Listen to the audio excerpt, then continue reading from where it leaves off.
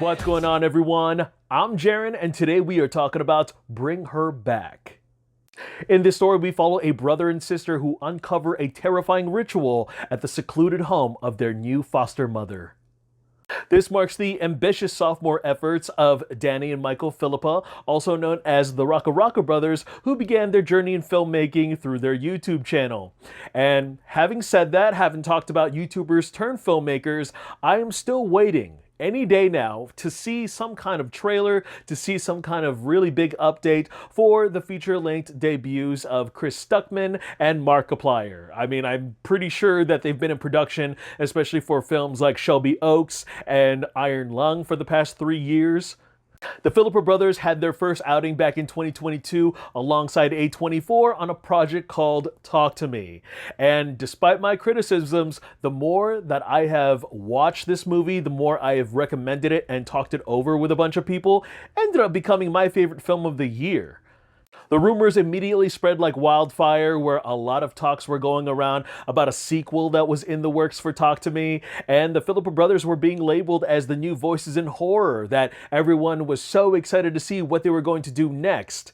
Then followed the announcement of Academy Award nominee Sally Hawkins joining the next Philippa Brothers movie, and a lot of people were speculating Talk to Me too, but it turned out to be a project they were already working on before those rumors started spreading, and that was for a film called Bring Her Back.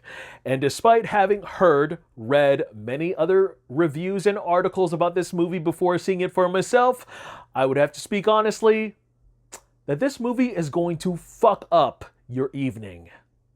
Barry, if you're watching this video, I read your review and I completely validate your opinions about this movie, but everything that didn't work for you ended up working for me. Not revolutionary? Sure. Repulsive? Abso-fucking-lutely. You know, other articles and other outlets have claimed this movie to be such a slow burn, and that's the last thing I wanted to watch, was an A24 snore fest. But I didn't know what the heck they were talking about because I was completely locked in. I was completely invested with the story, the characters, the dread, all the way through. Not gonna lie, it's a little difficult to start this review without telling others who haven't seen it yet to go in as blind as possible. I mean, the trailers do a pretty good job at not showing you a whole lot, but if you want a genuinely shocking experience, you have to go in with no pre-notions and expectations. This was a devastatingly wild ride. I mean, it's basically because it kept me guessing from start to finish. Every time we were given a new piece of information, it was just another jigsaw piece to put up against the puzzle. And sometimes I would try to play out about how a particular scene is going to follow up in the next, like try to predict what's going to happen. But I was like, are they going to show these things? And boom, they push it all the way through. We are introduced to stepbrother and sister Andy and Piper, played by Billy Barrett and Sorrel Wong. Recently having lost their father, I really admire the priorities of Billy, where all he cares about is trying to protect and take care of his blind sister.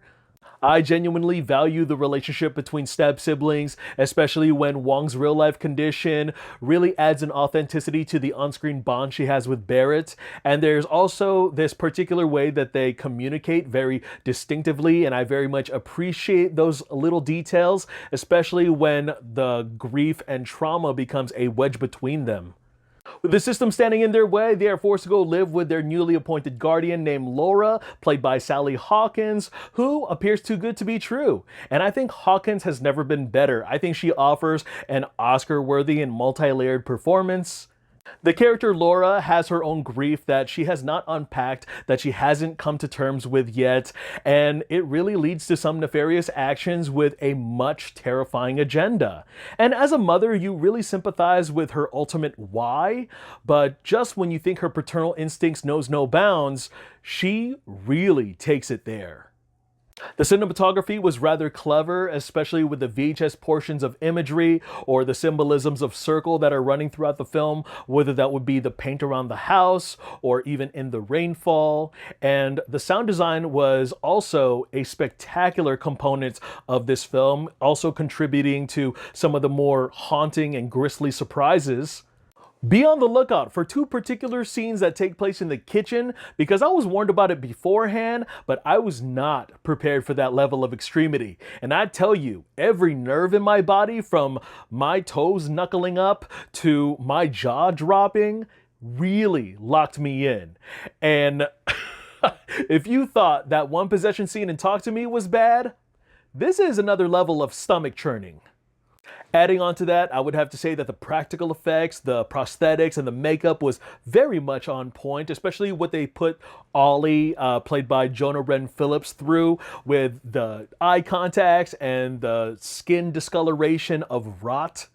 I mean, give the three main kid actors some props, some credit, a round of applause, a standing ovation while you're at it, because they were pretty much put through the ringer. They were going through some physically and mentally demanding hours of anguish. I mean, even Sally Hawkins performed her own stunts in this film, and her body met the floor and the wall hard.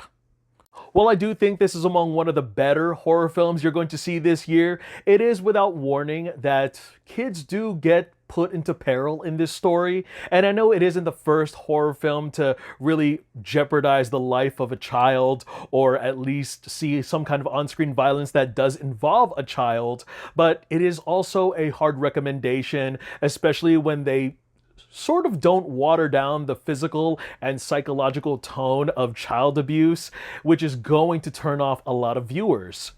There could have been much more effective ways to imply such a cruel subject matter without actually showing you the atrocities. But if I'm going to be honest, the reason that this movie is going to stick out is that while other movies have played it safe, that have done it better, just the melancholy aftertaste is going to stick with you far after the credits roll. Overall, this movie has not left my mind ever since I've watched it over a week ago. There are still many questions that are left unanswered, especially including the cult that claims not to be a cult, the ritual itself, and the bloodthirsty presence that was lurking around them the entire time. And then there's part of me that feels like I'm just totally fine with the ambiguity, you know? And parts of my body is still hurting with all that shit that went down. Alright guys, that's all I get to share about that movie. Go ahead and check it out if you dare. Look forward to more reviews. I am Jaren Ogbanawag. I want to thank you guys again for taking some time out of your day to hear me talk some movies.